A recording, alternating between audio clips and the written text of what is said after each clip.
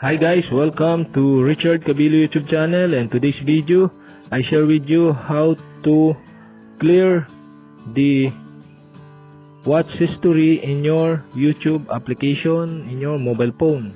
So okay guys, before we start, kindly subscribe to my YouTube channel by pressing the subscribe button and the bell to notify you if I have new video.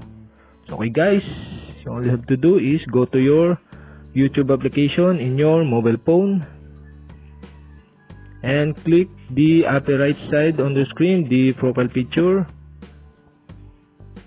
And profile, you will see your channel. Click this.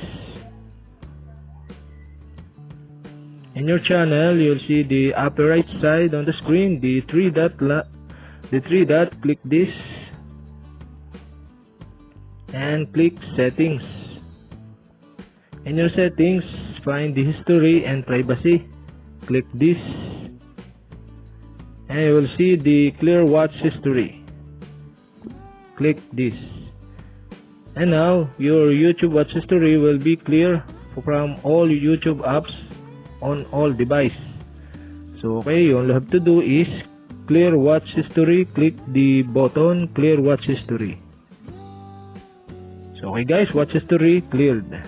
So okay guys, that's it, and don't forget to hit the subscribe button and the bell to notify you if I have new video.